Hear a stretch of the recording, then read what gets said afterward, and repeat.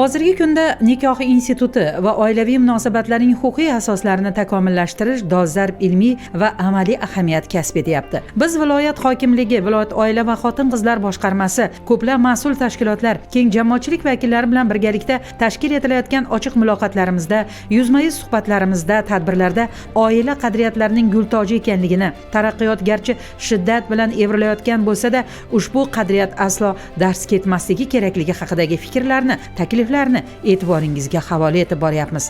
Ammo afsuski, ajrimlar sonining o'sishi, aliment majburiyatlarining bajarilmasligi, oilaviy nizolarning ko'payishi kabi holatlar nafaqat shaxsiy hayot sohasiga, balki butun jamiyatning iqtisodiy va ma'naviy barqarorligiga ta'sir etmoqda. Nikoh shartnomasi fuqarolik huquqidagi shartnoma erkinligi prinsipini oilaviy munosabatlarga tatbiq etuvchi vosita sifatida muhim nazariy va amaliy ahamiyatga ega. U turmush o'rtoqlar o'rtasidagi mulkiy munosabatlarni oldindan belgilash orqali ajrim holatlarida iqtisodiy nizolarning oldini olish, farzandlarning moddiy ta'minotini kafolatlash va oila barqarorligini ta'minlash imkonini yaratadi. Bugun ana shu haqda mas'ullar, huquqshunoslar, keng jamoatchilik vakillarining, faol fuqarolarning fikr mulohazalarini e'tiboringizga havola qilamiz. Nikoh shartnomasini tuzish afzalliklari bu o'sha er-xotin o'rtasida yozma ravishda tuziladigan kelishuv hisoblanadi. Nikoh shartnomasini tuzish o'sha er-xotin o'rtasida mulkiy mas'uliyatni bildiradi. Er-xotin o'rtasidagi nizoni oldini olishga yordam beradi. Er-xotin o'sha nikoh shartnomasi tuzgandan keyin o'ziga mas'uliyat his qiladi-da bular.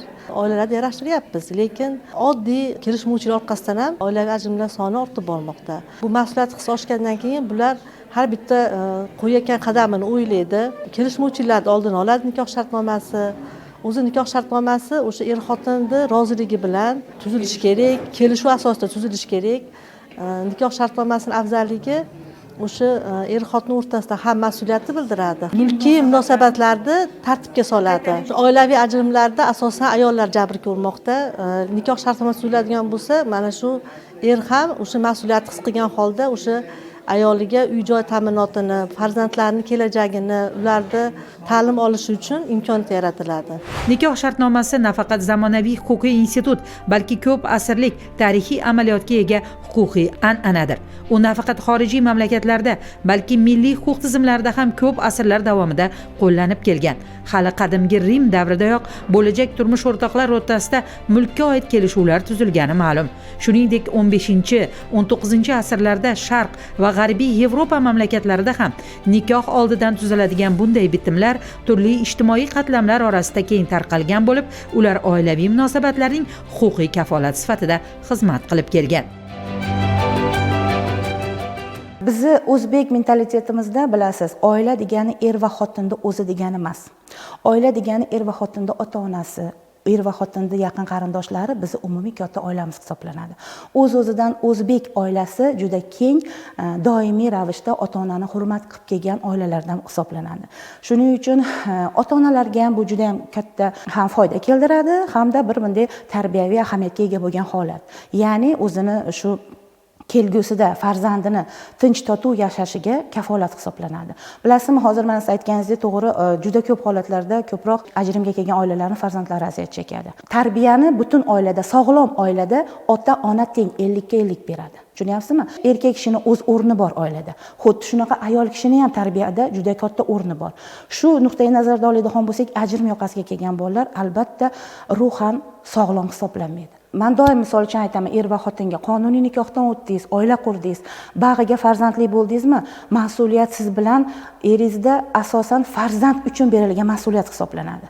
Siz endi o'zingizni bas, kelajakda farzandingizni o'ylash keraksiz. Alloh sizga farzand berdimi? O'sha farzandning tarbiyasi siz uchun, siz bilan er va xotindan ham avvalambor farzand uchun siz yashashingiz kerak. Farzandning tarbiyasini e'tiborga olishimiz kerak.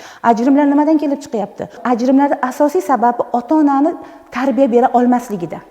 Chunki mana eskidan bilsangiz agar juda ham ota-onalar qattiq qo'l bo'lishar edi. O'sha oilalar hozirga chidamli, sabrli bo'lib yashashyapti. Lekin hozirgi kunda biz farzandlarimizga erk berib qo'yapmiz. Bu erkning oqibatida farzandlar o'zini juda ham erkin, haddan tashqari erkin hisoblab, hamma yo'q mumkin deb hisoblaydi. Holbuki qonunda mumkin emas narsalar bor, lekin oila degan dargohda ham o'zini alohida qonuniy, tarbiyaviy qonun bor. Unga ham amal qilish kerak har bitta oila, er va xotin va farzand albatta. Shuning uchun yosh oilalarda birinchi o'rinda ota-onalar tarbiyaga chaqirish kerak. Ya'ni o'sha ota-onalarga bog'liq. Bitta oilani yaralashida shart-sharoitini, talablarini qo'yish ota-onadan boshlanadi. Har bitta oilada.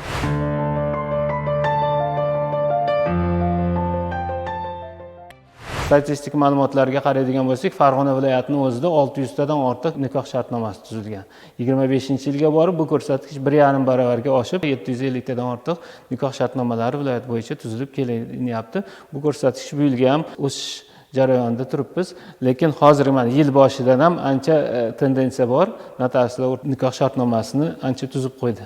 Afsuski ajrimlar ham ko'p. Shu ajrim bo'lganda mulkni taqdiri qanday hal bo'ladi? Mana shu nikoh shartnomasi taraflar uchun belgilab beradigan asosiy hujjat hisoblanadi. Taraflar o'z ixtiyori bilan o'rtadagi farzandlarini, mulkiy munosabatlarini ham belgilab qo'yishlari mumkin.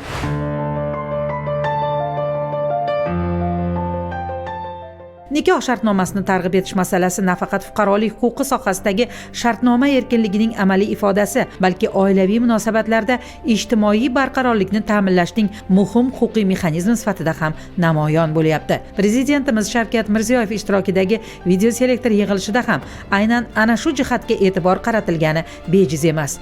Ajrimlar sonining ortishi, aliment majburiyatlarini bajarmayotgan shaxslar ko'payishi, yoshlar o'rtasidagi erta nikohlarning salbiy oqibatlari nafaqat oila, balki jamiyat barqarorligi uchun ham chinakam tahdiddir. Bu holat huquqiy jihatdan oila institutining davlat muhofazasi ostida ekanligini va bu muhofaza faqat deklarativ emas, amaliy mazmunda bo'lishi kerakligini ham ko'rsatadi.